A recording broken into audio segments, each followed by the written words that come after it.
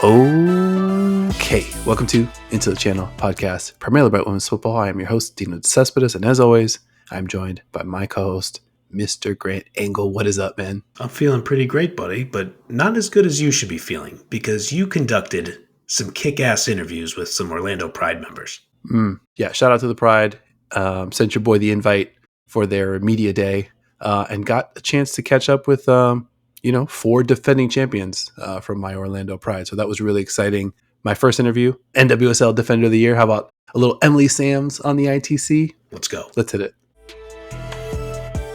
Emily, quick question about your recent She Believes Cup experience. What was the most positive takeaway from that run? I honestly think it was the loss against Japan, and we hadn't lost under Emma yet, and so her message to the team was just we saw how we need to raise our standards and where we need to be and the next steps we need to take to the next level. So I think it was overall a positive learning moment, and yeah, I think it would have been incredible to keep winning, but then you never really get to see where you're lacking, and so I think it was a great learning lesson. And then obviously a historic run for Orlando Pride defense last season. Mm-hmm. Where does the defense go from here? Like, how do you take it up a level from what you accomplished last year? Yeah, I mean, we tied for most or least amount of goals conceded. I think we could have and should have been not tied. So I think just shoot for that again, to not concede and to not lose at home. We didn't do that at all last year, and so I think just keep that going into this year as well. And then for the defense, what about the defensive DNA makes it so that positions can change, maybe tactical things can happen within a match, but like the vibe stays the same? Yeah, I think we all have the same mentality. I think it's like unspoken mentality, but we all have the same competitiveness and like tenacity and don't want to let I think it all pisses us off so much to get scored on, even if we're winning, 4-0. I think we take a lot of pride in those shutouts, and so I think we all that's like an unspoken thing, and we're going to work hard. We're going to, no matter what position, no matter who's in there, I think we all have that same mentality. Awesome. One more. Your time at BK Hacken. What do you remember from that time?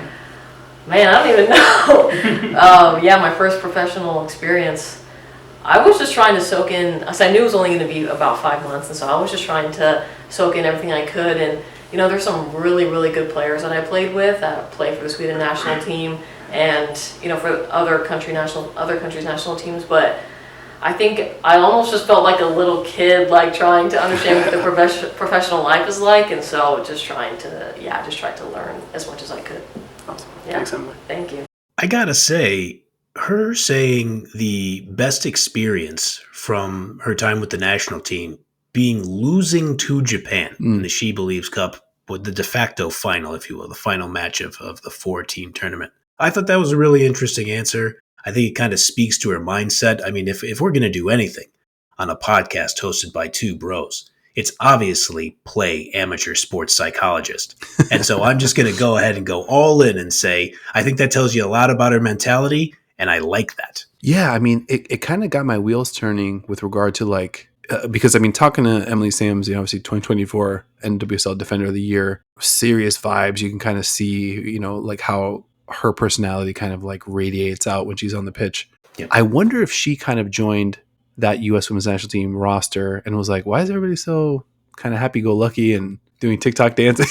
I don't know. Emily Sure. Doesn't strike me as the TikTok dancer type. Maybe not. But yeah, super cool to kind of like get that feedback from her. And then, your boy had to ask about BK Hacken. I love that you snuck that in there. That's absolutely great work by you. I thought her answer was good. It felt like you caught her a little by surprise. I don't know how often she's asked about her time in Gothenburg. But, shout out to you for sneaking that in. As everybody knows, we are the internet's only UEFA Women's Champions League podcast, so it's only right that you did that. I appreciate that, man.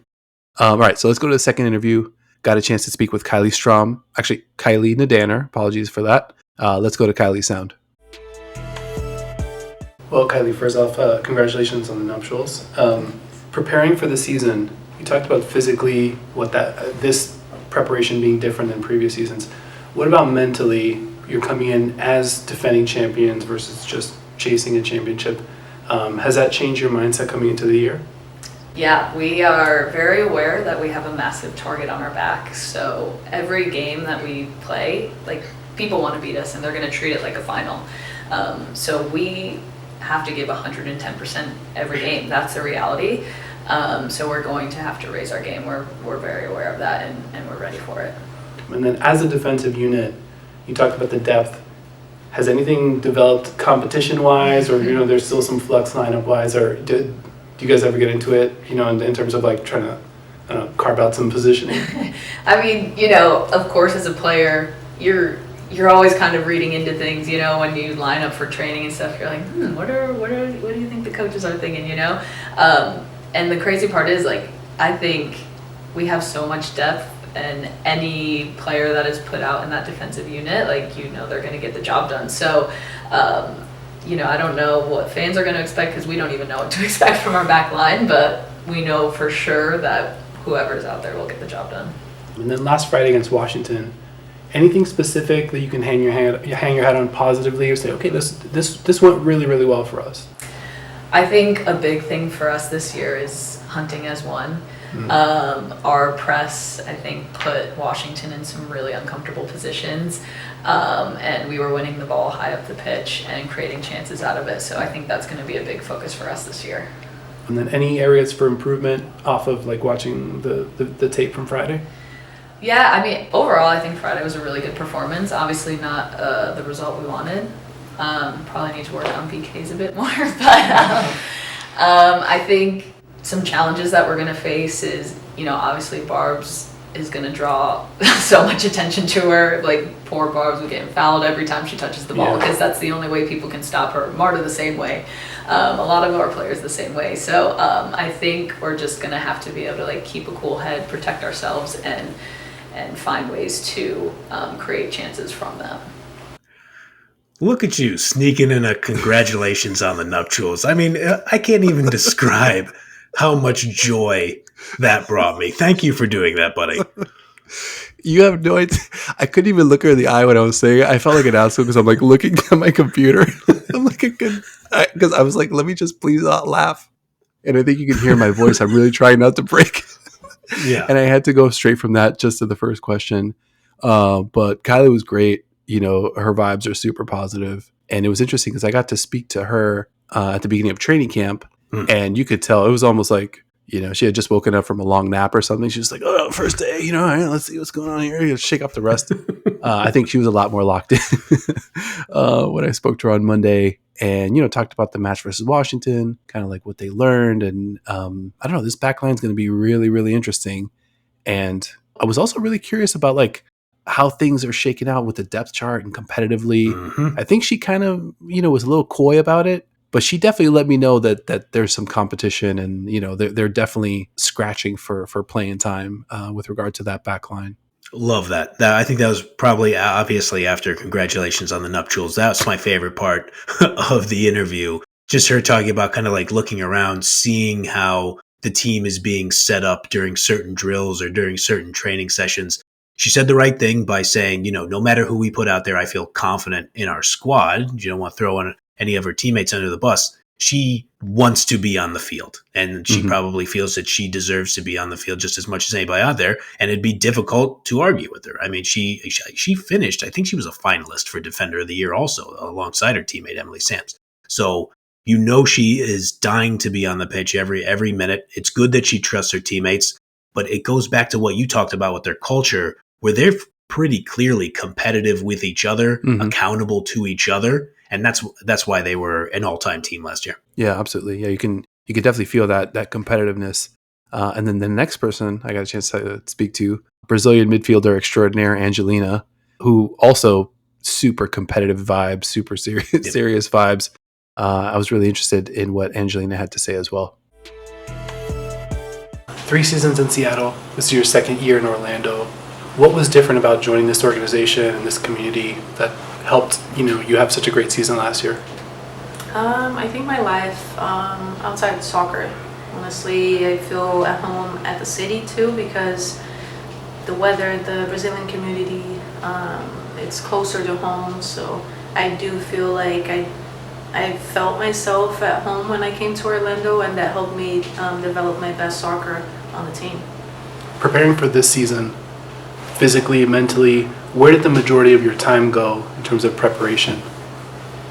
Honestly, because we had a short off season, it was a little tough to manage all those moments that we had with the club and the national team, and then just coming right into it again. I think we needed to focus mostly on the recovery, and I think that was a really big part for me, and I think for the team too, because we know it's going to be a long season. So I think probably we're focusing a lot on recovery and how to manage our bodies to just go after it. And then when you mentioned recovery, obviously the understanding that it is a long season, how else does preparing for this year, obviously again also as defending champions, differ from previous seasons? I mean, it's always different.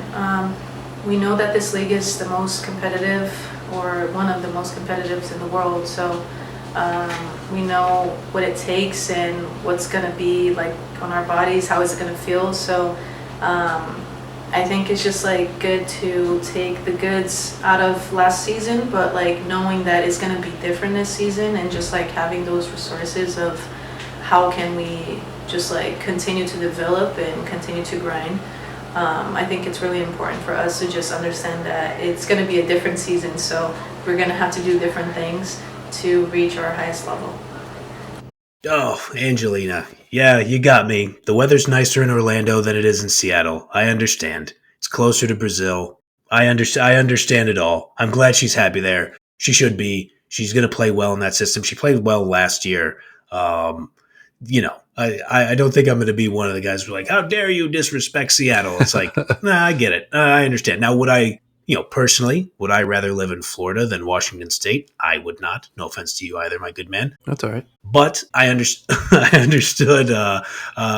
everything that she was talking about there. Yeah, no doubt.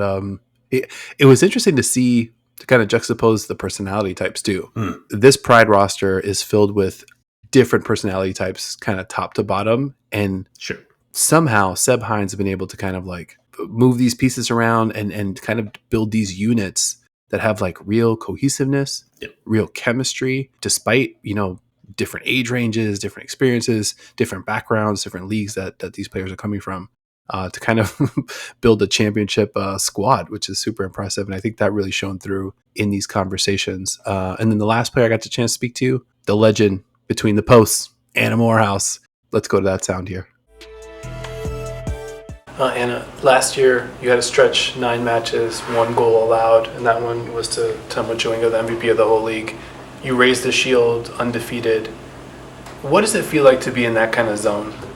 I still don't think I've really processed it properly to realize what we actually achieved last season. Obviously, you see the shield and the championship, but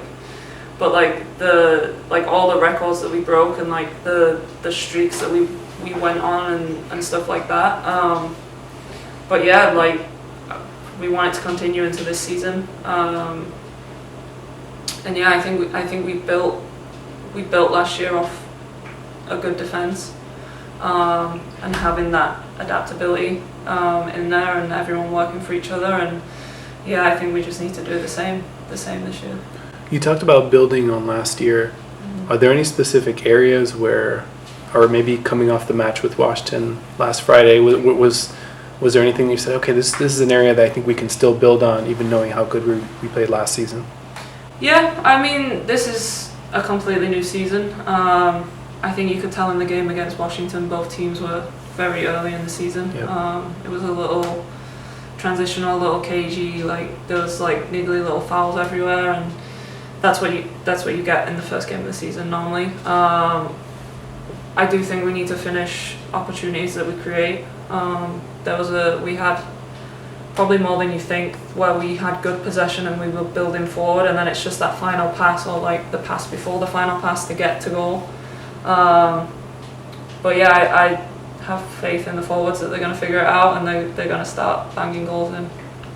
Do you have any personal goals coming into the season? Honestly, I haven't really thought about it.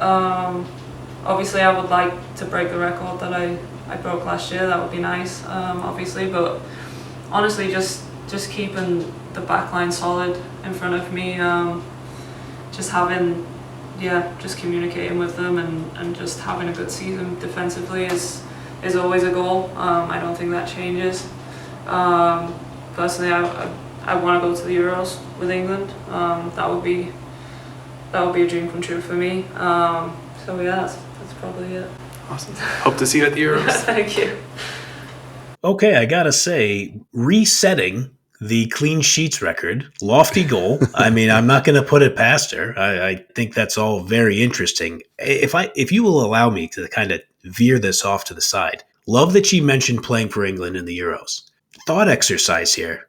Mary Earps is 32 years old. Anna Moorhouse is 29 years old. Mm-hmm. That is a weird spot for kind of Moorhouse to be in, right? Like, Earps' legendary performances in the previous Euros was great in the last World Cup. You kind of think of like, where is she going to be generationally? You have Hannah Hampton and Kiara Keating coming up behind her.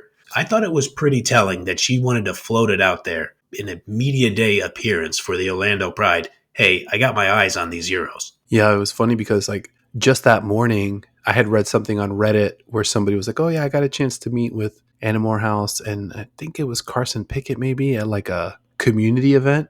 And then the person was like, yeah, Anna Moorhouse was talking to me about wanting to play for England at the Euros. So I was like, so she's basically telling everybody that this is her aspiration. But I love it. Speak it into existence. I think she definitely has a claim for that spot. I mean, I think Hannah Hampton is probably leader in the clubhouse, but like if you're thinking experience wise and just kind of like big game ability, Mary Earps is hard to ignore.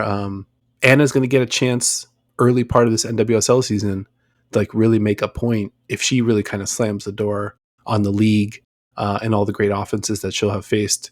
I think that's something that Serena Wiegman's going to have to take note of for sure. I think you have to, and I know. I think Leanne Sanderson has actually talked about it. Friend of the show, of course, the Arsenal legend, Lioness legend. That I think some English players are a little concerned sometimes that, hey, I'm going to go over to the NWSL and it's a great league, but I kind of disappear off of any England manager's radar. I think Serena Wiegman has made strides to say, no, I'm watching everybody. I know that's a great league. I want to make sure you're doing well. But, I mean, I think Anna Moorhouse is right to campaign for the spot, and you're absolutely right. She has a claim. I think, I'm curious your thoughts. I mean, we watch a lot of Chelsea. We've seen a decent amount of Hannah Hampton. I think I'd rate Moorhouse over her. Wow. Yeah, I mean, it's tough because... It's close. I mean, I think Hampton's best might be better than either of their bests. But when you play in a high pressure situation like the Euros, defending the title, if you're the Lionesses, that just comes with a lot of pressure, especially playing for that country. So I think that's kind of why there's been a little bit of like Mary Earps momentum, in terms of like who maybe should get that starting spot. And then I think it's a great call to say, yeah, Anna Moorhouse is in that mix, but the fit is like, all right, what do we, it's like sort of like a paper, rock, scissors type situation in terms of like, okay, experience, who's stopping shots, who's distributing, who can kind of handle that pressure in that spotlight. So yeah, going to be tremendously interesting to watch, kind of as we approach the summer here. I would just be, and I realize we're having this conversation and I am talking as though it is an absolute shoo-in that Earps is the starting keeper. I would be floored if she was not the starting goalkeeper. 6 matches played, obviously 6 starts in the 2022 Euros, 2 goals allowed, save percentage of 88%. In the World Cup, obviously 7 matches played, 7 starts, 4 goals allowed, 85, about 86% save percentage. I just think she's kind of earned the spot, and she's 32, so it's not like we're talking about an ancient player here. I think Earps has to be the starter, and it's Moorhouse and Hampton fighting it out for number 2. Very interesting. All right, so we'll keep an eye on that. This has been another episode. Quick Orlando Pride themed episode of Into the Channel. Thank you for hanging out. If you enjoyed the show or love Women's Football as much as your boys do, make sure you're kicking it with us every single week. NWSL coming in fast and furious. Very excited about that. Like if you liked, subscribe, follow YouTube, Spotify, Apple Podcasts, wherever you like to watch or listen. Leave us a review over your favorite podcast app. We want to hear from you. We love hearing from you. Links to all of our socials, except one in the show notes of this episode. Big thank you to my co-host as well, Mr. Grant Angle, for joining me on this Orlando Pride celebration journey. I appreciate that, man. I know it's a road game for you, but I mean, you're a guy I can always count on, so I appreciate you for that. Likewise, buddy. Thank you for making me an honorary Florida man today, and hopefully everybody who watched, all the Florida folks, all of our Florida pals enjoyed it as well, and we will see you all next time.